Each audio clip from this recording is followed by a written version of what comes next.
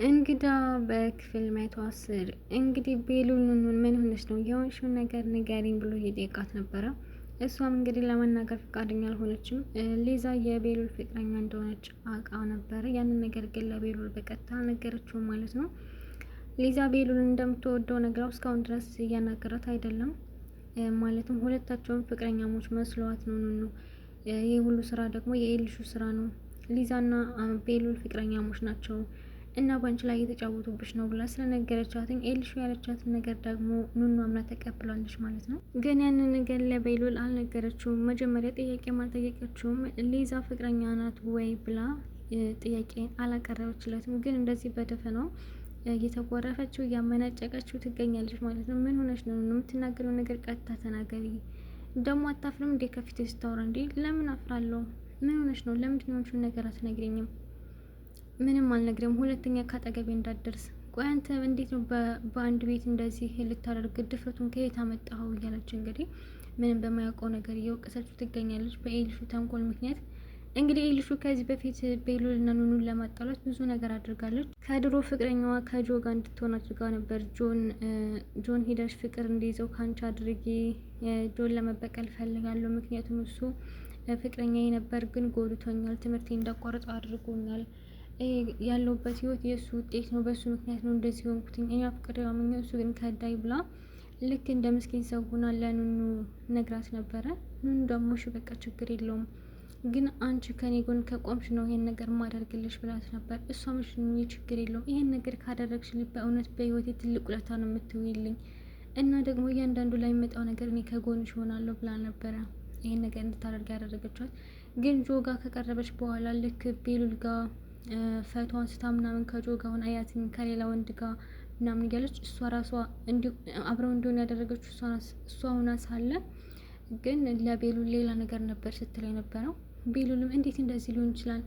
ኑኑ እኮ በጣም ጨዋ ልጅ ናት ብዬ ማስባት ነበር። ከመቼው እንደዚህ አይነት ሴት የሆነችው እያለ እንግዲህ የሌለ ነገር ቤሉልም እየተናደረባት ነበር በኑኑ። ይህ ሁሉ ስራ ግን የኤልሹ ስራ ነው። እንደዚህ ያደረገችው ኤልሹ ናት። ለምናት ነው ከጆ ጋር እንድትሆን ያደረገችው።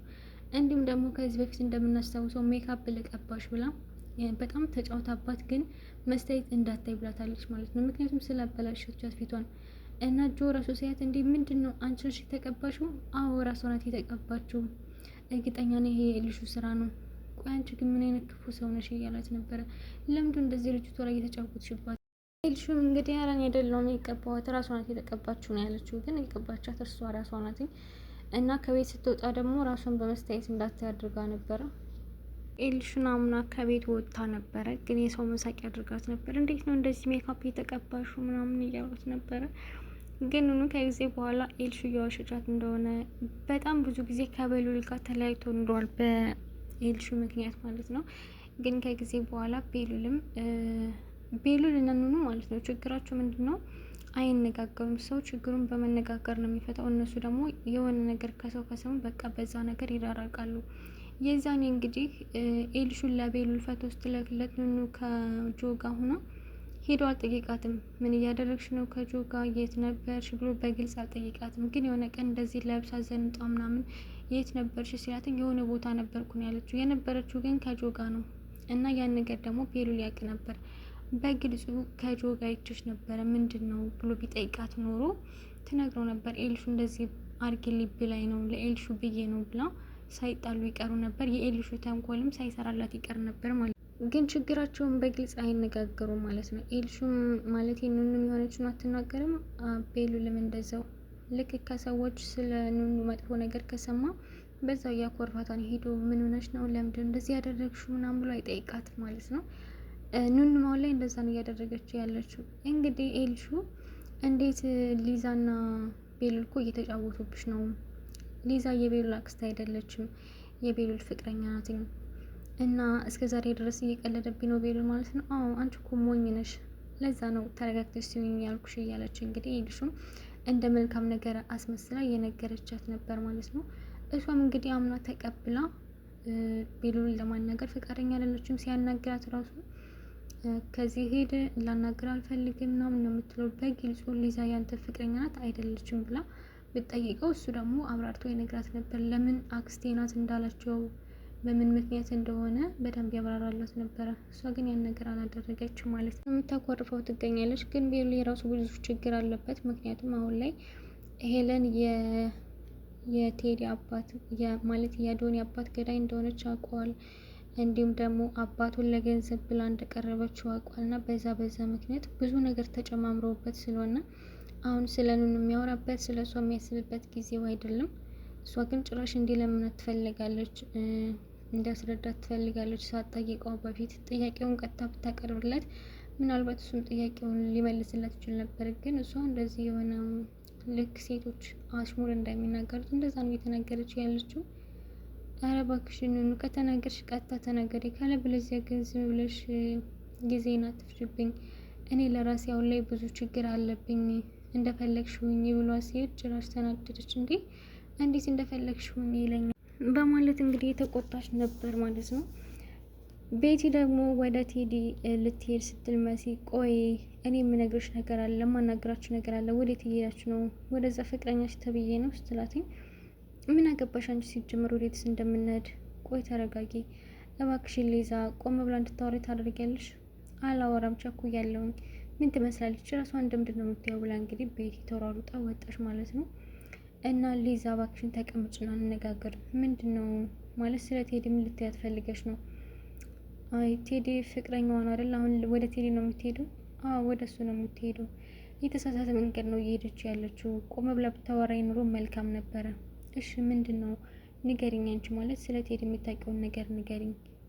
እኔ እዛ ቤት እንዳያችሁን የቤት ሰራተኛ ሆኜ አይደለም ማለት መቼስ እኔ በአእምሮ እንደማስበው አይደለም አይደል ስትላት እንግዲህ ቤሉል በመሀል መጥቶ አቋረጣቸው። ቤሉልም እንግዲህ መሲ ነይ ቶሎ መነጋገር አለብን ሲላት ሊዛ እንዴ ቤሉል አሁን ድረስ ዘግተኝ ነው እንዴ? ለምንድን ነው የማታናግረኝ? አሁን ማናገር አልችልም፣ አርፈሽ ተቀመጭ ነው ያላት። እንግዲህ ቤሉል እስካሁን ድረስ ሊዛን እንዳኮረፋት ነው። ምክንያቱም እኔ ማየሽ እንደ እህቴ ነው፣ አንቺ ደግሞ እንዴት በሌላ መልኩ ታየኛለሽ በሚለው ተቀይሟታል ማለት ነው። ነው ምንም ሊያወራት ፈቃደኛ አይደለም። በቃ ሊዛ ያው እንግዲህ ጥሩ አፍቃሪ ናት፣ ግን ደግሞ የኤልሹና የቤዛ ሀሳብ ኑኑና ቤሉን ለማጣራት የተደረገው ነገር አላስደሰታትም። አይ እንደዚህ መሆን የለበትም ብላ ለኑኑ ራሱ እውነቱን ልትነግራት ነበር፣ ግን ኑኑ ለማዳመጥ ራሱ ፈቃደኛ አይደለችም። ውጭ ከዚህ ብላ ነው ያስወጣቻት ማለት ነው ሊዛን። የኑኑ ችኩልነት በጣም ነው የሚገርመኝ። እንግዲህ ሰውን አዳምጣችሁ ከዛ በቃ ካልተመቻችሁ ሰምቻለሁ ውጣ ብሎ ማስወጣት ይቻላል። እውነታው ሊዛ ጋር ነበረላት፣ ግን እሷን ለማዳመጥ ፈቃደኛ አይደለችም ማለት ነው። ቤሉል ደግሞ አሁን ላይ እባክሽን መሲ ወደ ቴዲ ቤት ውሰጅኝ እና ደብዳቤውን አንብበዋን ወይ ማለትም ቴዲ የኤልሹ አባት ነው እያለችው ነበረ ለቤሉል። እኔ እንጃ እንዴት እንደማድረግ አላውቅም፣ ነገሮች ሁሉ በጣም ተጨማምረውብኛል። ለኤልሹ ደግሞ እናቷ የአዶኒ አባት ገዳይ እንደሆነች ልነግራት እያሰብኩ ነበር። እንዴ ቤሉል በፍጹም ጭራሽ ለመናገር እያሰብኩ ነው። አሁን ስለዛ ማሰብ የለብንም፣ እራሷ በምታውቅበት መንገድ ትወቅ ነው ያለችው። ኤልሹም አሁን ላይ በጣም እየተጨነቀች ትገኛለች ማለት ነው። እና አሁን ወደ ቴዲ ቤት መሄድ አለብኝ። አንቺ ባትነግሪኝም እኔ ራሴ ፈልጌ ማግኘት አይቀርም። ስለዚህ እኔ ከምደክም አንቺ ወስደሽ ብታሳየኝ ነው የሚሻለው። አረ በፍጹም ሲጀመር ቴዲ ከቤት አይኖርም። ምክንያቱም ለራሱ ተደብቆ ነው የሚሆነው። እስካሁን ድረስ የሚደበቅበት ጉድጓድ እየፈለገ ነው የሚሆነው። ግን ምናልባት እሱን የምናገኝበት ምክንያት አንድ ምክንያት አለ። እሷም ቤቲ ናት። ቤቲ ማለት ቤቲ የሊዛ ጓደኛ እና የሊዛ ጓደኛ እና ቴዲ እንዴት ተገናኙ? ቤቲ ማለት የቴዲ ድብቅ ፍቅረኛ እውነት እንዴት ሊሆን ቻለ? ቆይ ይሄ አላቅም እንዴት ሊሆን እንደቻለ፣ ብቻ ግን በጣም ከባድ ነው እያለች እንግዲህ መሲ ሁሉን ነገር ለቤሉል እየነገረችው ትገኛለች።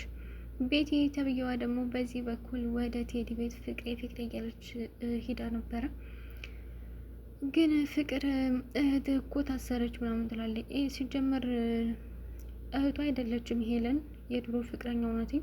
ግን የእህቴ ትመጣለች መሲን ነው እንግዲህ እህቴ ያላትኝ። መሲም ሚስቴ ብሎ ነበር ከቤት ያስገባት። ስለዚህ መሲ ካየቻትኝ ሁሉ ነገር ይታወቅበታል። ስለዚህ እህቴ መታለች እና ከዚህ ቤት ሂጂ ለትንሽ ጊዜ ብሎ ነው ቤቴን አስወጥቷት የነበረው ከቤቱ። ግን የሆነ ቀን ሳያውቅ ሄለን ወደ እሱ ቤት መታ ነበር እና የቴዲ ፍቅረኛው እንደሆነች ነግራት ምናምን በመኪና አስገድላት ብሎ ነበር። ይህን ነገር በነገራችን ላይ ቴዲ አያውቅም።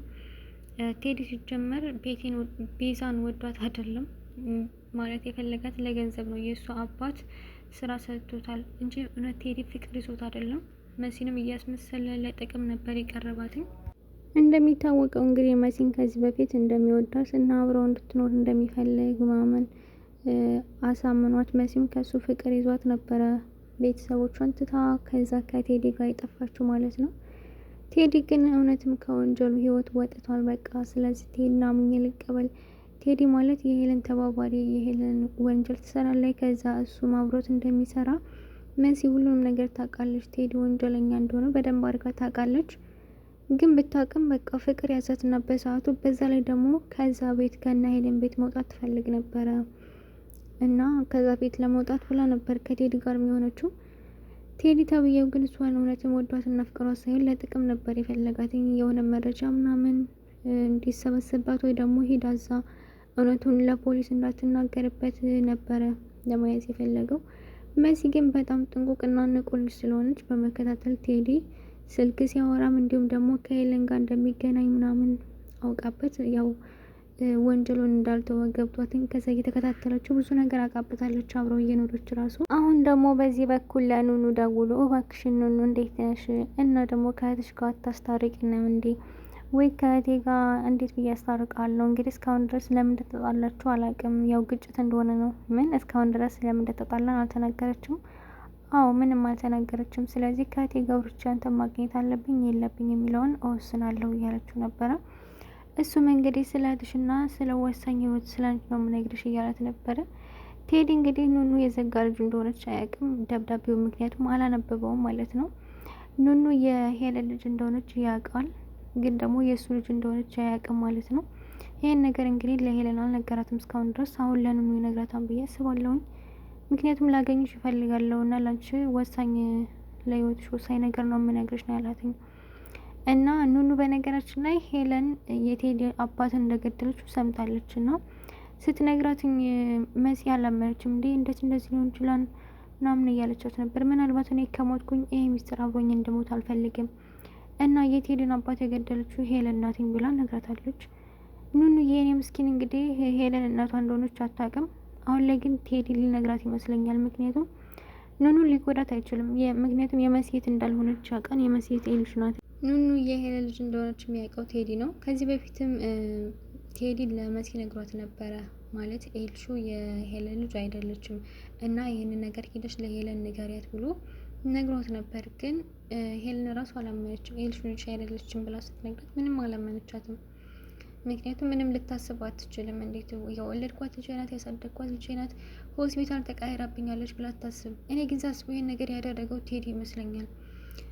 ማለትም የአይንዬ ልጅ ለሄለን፣ የሄለን ልጅ ደግሞ ለአይንዬ የሰጠው ቴዲ ነው ብዬ አስባለሁ። ምክንያቱም ሄለን እሱን ትታው ከሀብታም ጋር እየኖረች ስለነበር እኔን ትታኛለች ብሎ ስላሰበ፣ ስለዚህ ለበቀል ብሎ ያደረገው ነው የሚመስለኝ። በቃ የራሷ ልጅ አታሳድጋትም የሰው ልጅ ታሳድግ ብሎ እንደሰጣት ነው የማስበው። ግን ሄለን ካሳደገቻት ልጇ ይልቅ ኤልሹ በጣም ወልቃቃ፣ ለሰው ክብር የሌላት፣ ስነ ስርዓት የሌላት ናት። ልክ እንደ ሄለን ማለት ነው። ሄለን ባትወልዳትም ግን እሷን አስመስላ ነው የቀረጸቻትኝ።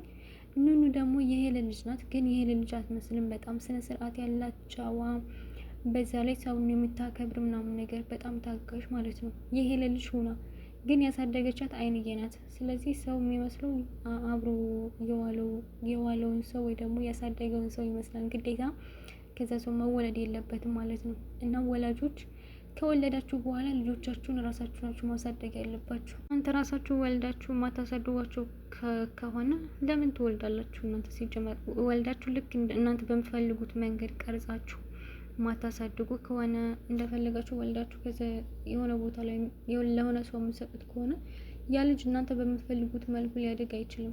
ልክ ያ ሰው እንዳሳደገው አስተዳደግ ወይ ደግሞ በቃ በጣም የሚያስጠላ ህይወት እንደውም ማለት ነው። ብዙ ጊዜ ከወላጆች ተለይተው የሚያድጉ ልጆች በጣም የሆነ ጉዳት ይደርስባቸዋል። ማለት ሴትም ከሆነች እንደዛው ወንድም ሆነ ብቻ በብዙ ነገር ጥቃት ይደርስባቸዋል ከወላጆች ተለይተው ሲያድጉ። ምክንያቱም ማንም እንደ እናትና እንደ አባት ሊሆን አይችልም። ከፋችሁም እንዳላችሁም ከእናትና ከአባት ጋር ማደግ መልካም ነው። ከአክስት አጎት ከምናምን ብቻ እንደዚህ አይነት ነገሮች የሆነ ብቻ የሆነ የሚያሳድሩት ተጽዕኖ አለና ሰው ከወለደ ራሱ ነው ማሳደግ ያለበት። እንግዲህ ኑኑ የምትመስለው አይንዬ ነው ማለት ነው። አይንዬ በጣም መልካም ሰው ስለሆነች እሷን መስላ ነው የወጣችው። ኤልሹ ደግሞ የምትመስለው ሄለን ነው ማለት ነው። ሄለን እንግዲህ እንደሚታወቀው በጣም መጥፎ ሰው ናትኝ እና ኤልሹም ልክ እንደዛው ናትኝ። አይንዬ ስለወለደቻት አይንዬን አልመሰለችም። ያሳደገቻትን ሄለንን ነው የመሰለችው። እና ልጆቻችሁን በራሳቻችሁ አሳድጉ ለማለት ያክል ነው። በድራማ መልክ ቢሆንም ልጆች ማደግ ያለባቸው በራሳቸው ወላጆች እጅ ነው በቃ። ከዛ ውጭ ወልዳችሁ ለሰው የምትሰጡ ከሆነ እናንተ ወለዳችሁ እንጂ እንደወለዳችሁ ራሱ አይቆጠርም። ሰው ወልዶ ካላሳደገ ወልዶ ለወለደው ልጅ ዋጋ ካልከፈለ ምኑን ወላጅ ሆነ? ወልዶ መጣል በጣም ቀላል ነው ብዬ ነው የማስበው። እና ውዶቼ ሄለን እንግዲህ ስታቅ በጣም የምታዝነው ይመስለኝ። ምክንያቱም ከዚህ በፊት በኑኑ ላይ ብዙ ግፍ ፈጽማባታለች። የሰው ልጅ የሌላ ሰው ልጅ መስራት በሰው የሚደረግ ግፍ በራስ ይደርሳል ማለት ነው። ነገ በኔ የሚባል ነገር አለ። እሷ ግን ሳታቅ በዘጋ ልጇ ላይ ብዙ ግፍ እየፈጸመች ነበረ ማለት ነው። እንግዲህ ቴዲ አሁን ኑኑ እናቷ ሄለን እንደሆነች ሊነግራት አስቧል። ምክንያቱም ለአንቺ በህይወትሽ ወሳኝ ነገር እነግርሻለሁ፣ ኔትወር በአካል መገናኘት አለብን ነው ያላት ቴዲ። ይህን ነው ሊነግራት የሚችለው። እንግዲህ ሌላ ምንም ሊነግራት አይችልም። ደግሞ የመልካምነቷ ጥግ ማለት ነው። ለእህቷ ብላ የከፈለችው ዋጋ ለመኮ እርጉዝ ነኝ ብላ ነግረው ነበረ እና እርጉዝ ስለሆንኩኝ ልጁን ለማስወጥ ብር ያስፈልገኛል ብላ ነበር የጠየቀችው። ይህን ነገር እንግዲህ መኮ አምኖ መቀበል አልቻለም ነበረ። ግን እውነትም ኑኑ እርጉዝና ሳይሆን መሲ እርጉዝ እንደሆነችና ልጁን ማስወረድ እንደምትፈልግ ነግራት ነበር ለኑና ብር ጠይቃት ነበረ። ኑኑ እጇ ላይ ብር ስላልነበር በጣም አዝና ነበረ። እንዴት እንደዚህ ይሆናል? እንዴት ለእህቴ መሆን አልችልም? በማለት በጣም ተሰምቷት ነበር እና መኩን ጠይቀው ነበር። መኩ ደግሞ ለምን እንደሆነ ሳትነግሪኝ አልሰጥሽም ብላ ስለነበር ነው እንግዲህ እርጉዝ ነኝ ብላ የነገረችው። መኩም ለመስሄዶ ኑኑ እርጉዝ ነኝ ብላኛለች እና ደግሞ እስኪ አንቺ አዋረት እንዴት እንደዚህ ሊሆን ይችላል? ምናልባት ኑኑ እንደዚህ አይነችው ለእኔ ብላ ይሆናል እንጂ ኑኑ በፍጹም እርጉዝ ልትሆን አትችልም። እሺ ለማንኛውም ወንድሜን አዋራታለሁ ነው ያለችው። ኤልሹ ደግሞ በዚህ በኩል ቴዲን ለማግኘት ይላ ነበረ። እናቴ የሆነ ደብዳቤ አንብብ ብለሃለች እና የምን ደብዳቤ ነው? እኔ አላውቅም፣ ብቻ ንገሪኝ ነው ያለችኝ። ግን አንቺ እዚህ ልትኖሪ ነው የመጣሽው እንዴ? እንዴት ብዬ ነው እዚህ የምኖረው? እንዴት ከማላውቀው ሰው ጋር እኖራለሁ? ወይ ቤቱ አይመጥንሽም? አይ እንደዛ ማለት አይደለም፣ ማለትም እንዴት ከማላውቀው ሰው ጋር እኖራለሁ ብዬ ነው እያልኩ ነበር ለቴዲ። ቴዲ ደግሞ በዚህ በኩል እንግዲህ ቤዛን ወደ ክፍሉ አስገብቷት ነበር። እህቴ ናት እንዴ? እህት ታስራ የለም እንዴ? ቴዲ አሁንማ እየቀለድክብኝ ነው።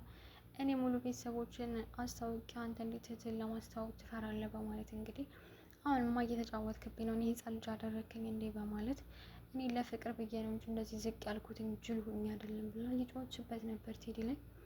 ቴዲ እንግዲህ ምንም አይመስለውም እንደዛ ብትለውም፣ ደብዳቤውን ደግሞ ቢፈልገው አጥቶታል። ምክንያቱም መሲ ስለወሰደችው ማለት ነው። ወዶች እንግዲህ እንግዳ በክፍል 111 ይመስላል። በክፍል 112 እስከምንገናኝ ብቻ ሰንብቱ።